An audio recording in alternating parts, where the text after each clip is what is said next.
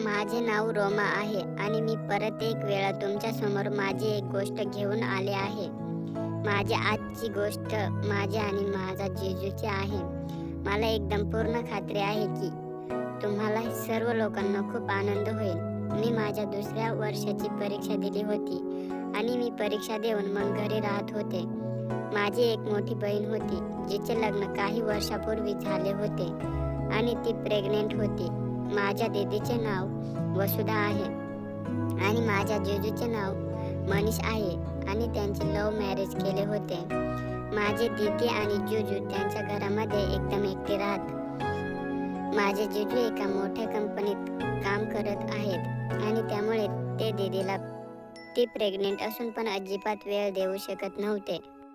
एक दिवस माझ्या दीदीच्या मम्मीकडे फोन आला आणि तिने उचलला तर माझी बहीण म्हणाली की आता रोमाची परीक्षा संपली आहे आणि ती एकटी घरामध्ये बसून असते, तर तुम्ही तिला काही दिवस माझ्याकडे पाठवून द्या, जेणेकरून मला थोडा आराम करता येईल आणि मला थोडा टाइमपास होऊन जाईल. कारण मी माझे पती मनीष तर पूर्ण दिवस त्यांच्या कामामध्ये असतात आणि मी एकटी घरी बसून बोर होऊन जाते आणि मला बोलायला पण कोणी भेटत नाही आणि मला खूप कंटाळा येत असतो आणि मी माझ्या घरचे काही काम पण करू शकत नाही, पण तरी मला कसे तरी करावे लागते आणि मला खूप त्रास होतो आहे. जर ती आली तर मला खूप आराम मिळेल आणि तिला पण माझ्याबरोबर मजा येईल. मग मी हे ऐकले आणि मी पटकन तिच्या घरी राहायला जायला एकदम तयार झाले. मग त्यांनी मला घेण्यासाठी जिजूला सांगितले की रोमा आपल्या घरी यायला तयार झाले आहे, तरी तुम्ही तिला घेण्यासाठी निघा. तर ते पण म्हणाले आणि मग मी आमच्या घरी रविवारी आले. रात्री आमच्या जायचे ट्रेनने रिझर्वेशन होते कारण तेव्हा उन्हाळ्याची सुट्टी होती.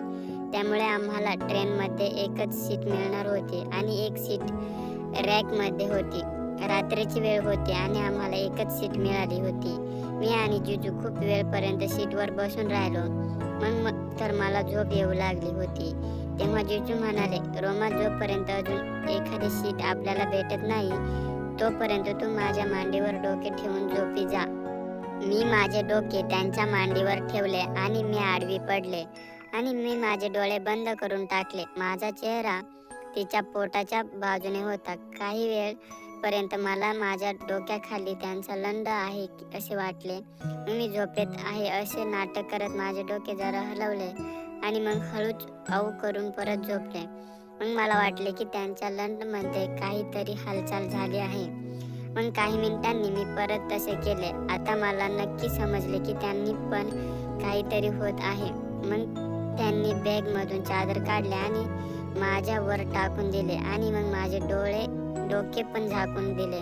मग त्यांनी त्यांचा एक हात माझ्या कमरेवर ठेवला. मग मी परत हळूहळू माझे डोके त्यांच्या लंडवर घासणे चालू करून टाकले. आता त्यांचा लंड पण उभा झाला होता आणि तो आता पॅन्टमधून बाहेर पडायला धडपडत होता. त्यांचा हात हळूच माझी कमर कुरवाळत होता आणि मग आता मला खूप मजा येऊ लागली होती. आता जिजूंना कंट्रोल करता येत नव्हतं आणि मग त्यांचा हात हळूहळू माझ्या मम्मावर आला आणि मग ते माझा बॉलला कुरवाळू लागले होते. मी पण आता त्याचीच मजा घेऊ लागले होते. आता आमची अशी मज्जा चालू होती आणि आजूबाजूचे लोक झोपले होते आणि तेव्हा काही वेळाने तिकीट चेक करण्यासाठी तिकीट चेकर आला आणि मग माझ्या जिजूने त्याला एक अजून सीट मिळेल का असे विचारले आणि तो म्हणाला की मी बघतो. मग त्याने आमच्याकडे असलेल्या लिस्टमध्ये पाहिले आणि त्याने मला जिजूला एक अजून सीट दिली. मग माझे जिजू मला म्हणाले की रोमा, आता तू इथे एकदम आरामात झोप आणि मी आता दुसरीकडे जाऊन झोपतो. आणि मग ते दुसरीकडे जाऊन झोपले आणि मग मी माझे पाय निवांत पसरून झोपले आणि मग सकाळ कधी झाली हे मला काही समजले नाही. आणि मग सकाळी जिजूने मला उठवले आणि मग माझे केस वगैरे नीट केले आणि मग आम्ही उतरायची तयारी करू लागलो होतो. मग आमचे स्टेशन आले आणि आम्ही ट्रेनमधून उतरलो आणि मग पटकन बाहेर गेलो तर आम्हाला आमच्या घरीपर्यंत जाण्यासाठी रिक्षा पण मिळाली होती. मग आम्ही रिक्षामध्ये बसलो आणि मग अर्धा तास झाला आणि मग आम्ही आमच्या दीदीच्या आणि जिजूच्या घरी पोहोचलो. मग जिजूंनी माझी कपड्यांची बॅग उचलली आणि मग ती पळत जाऊन घरची बेल वाजवली. मग पटकन दीदी बाहेर आली आणि तिने दरवाजा उघडला आणि मग आम्ही खूप खुश झालो आणि मग घरी पोहोचून तिला मिठी मारली आणि मग ती म्हणाली की तू आंघोळ करून घे, म्हणजे तुझा सर्व थकवा एकदम दूर होऊन जाईल. मग मी आंघोळ करायला गेले. जिजू तर माहीत नाही खूप दमले होते. ते काही पण न बोलता येताच पटकन झोपी गेले.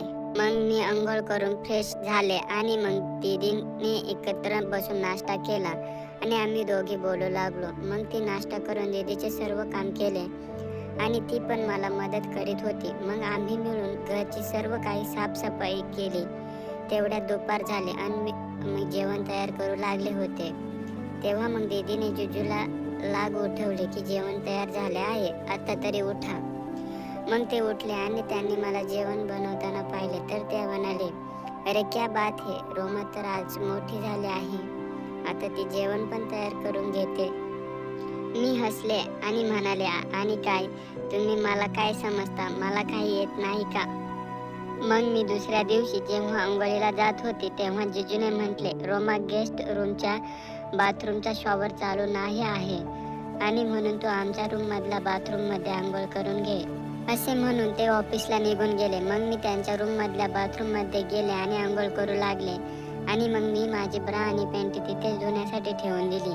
मग संध्याकाळी ऑफिस मधून जिजू आले आणि परत एक विचित्र अशी घटना घडली. मी अचानक दीदीच्या रूम मध्ये गेले तर मी पाहिले की बाथरूमचा दरवाजा उघडा होता आणि तेव्हा आतमध्ये जिजू एक लहान चड्डी घालून होते आणि मी ते माझी त्यांच्या चड्डीवर घासत होते आणि पॅन्टीचा वास घेत होते.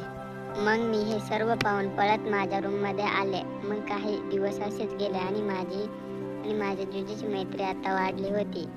ते मला एकदम घुसून पाहू लागले होते. मला एक पण ते चांगले वाटत होते. मग जिजूने माझ्या बरोबर छेडछाड करणे चालू करून टाकले होते आणि त्यांचे अनेक वेळा माझ्या गालावर पप्पी घेतली आणि एक वेळा तर त्यांनी माझ्या दीदीच्या समोर माझी मम्मी पण दाबून टाकले होते. यावर दीदीने काही पण म्हटले नाही आणि मग आमची मस्ती अशीच चालू राहिली. मला तर खूप मजा येत होती. एक दिवस मी दीदीच्या समोर जिजूंनी म्हटले की रोमा, आता तुझे पण लग्न होणार आहे आणि मग लग्नानंतर काय होणार तुला माहित आहे ना? तुला काही अनुभव आहे का? नाहीतर माझ्याकडून शिकून घे, माझे पण काही काम होऊन जाईल, कारण तुझी दीदी तर आता मला हात पण लावू देत नाही आणि तू तरी माझं काहीतरी मदत करून घे. मग दीदी पण त्यांना जास्त तापवायला म्हणाली, हो हो, हिला पण शिकवा सर्व काही. तेव्हा जिजूने मला त्यांच्या बाहोमध्ये घेतले आणि मला इकडे तिकडे हात लावू लागले. मी वरून त्यांना विरोध करू लागले होते आणि मग त्यांचे हे सर्व वाढू लागले आणि आता तर ते दीदीच्या समोर माझ्या ओठांना किस करू घेत होते आणि ते माझ्या बुक्सला पण दाबू देत होते. एक दिवस मी जिजूच्या रूमला साफ करीत होते तेव्हा मला तिथे एक डायरी मिळाली. जेव्हा मी ती वाचली तेव्हा माझ्या कुशीमध्ये काहीतरी होऊ लागले. जिजूने हे सर्व काही त्यामध्ये लिहिले होते, जे की इतके दिवस झाले माझ्या बरोबर करीत होते. त्यांनी मी किती सुंदर आहे हे लिहिले होते आणि मग ते वाचून मला लाज वाटू लागली होती. जिजूने तर मन पण लिहिले होते की त्यांचे जेव्हा माझी पॅन्ट त्यांच्या लंडवर घासली होती तेव्हा त्यांनी ठरवले होते की मी परत घरी जाईन त्याच्या आधी ते मला माझ्या पायापासून डोक्यापर्यंत किस करतील, चाटतील आणि प्रेम करतील. हे वाचून तर मी एकदम घाबरले. मग मला चांगले वाटू लागले, कारण मी पहिल्यांदा माझी स्तुती एका पुरुषाकडून ऐकली होती. संध्याकाळी ऑफिसमधून परत घरी येताना ते माझ्यासाठी आईस्क्रीम घेऊन आले होते. मी विचारले, ही कशाची पार्टी? ते म्हणाले, जो आनंद मला तू आलीस म्हणून झाला ना म्हणून. मग त्या रात्री जेव्हा मी झोपायला जाऊ रूम मध्ये आले तेव्हा एका तासाने ते माझ्याजवळ आले आणि म्हणाले, वसू झोपले आहे आणि मला झोप लागत नाही म्हणून मी तुझ्याजवळ आलो. तू पण झोपली होतीस का? मी म्हणाले, नाही, अजून नाही झोपले. जिजू माझ्या बेडवर बसले आणि आम्ही बोलू लागलो. ते म्हणाले, चल आपण एक गेम खेळूया.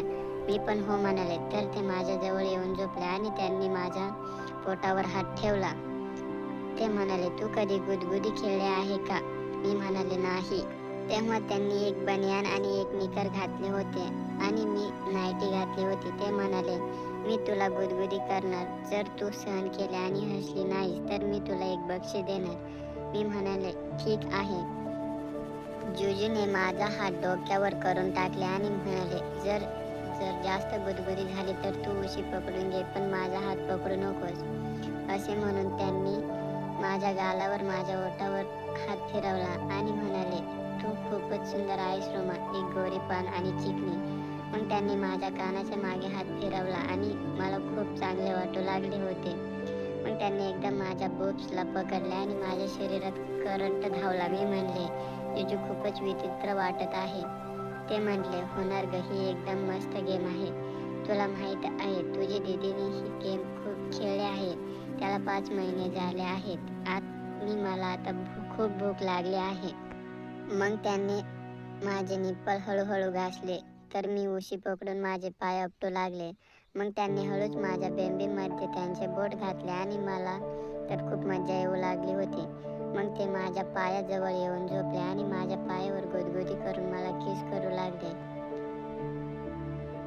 तेव्हा मी माझ्या पुच्छीतून काहीतरी निघत आहे असा अनुभव केला आणि हे त्यांना सांगितले. जिजूच्या तोंडातून जवून हा शब्द ऐकून मी तर एकदम मदहोश होऊ लागले.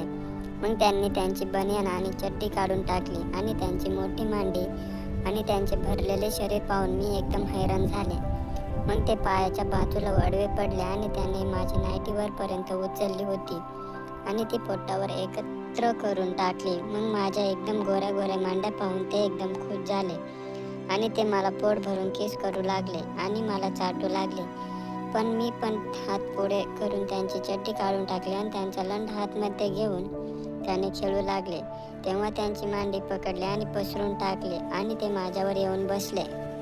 आता ते माझे ओठ हळूहळू चोखू लागले. मग कधी माझे ओठ चोखत होते तर कधी माझी मान किस करत होते, तर ते कधी माझी मम्मी दाबत होते आणि ते माझे निप्पल पण तोंडात घेऊन त्याला चावू लागले होते.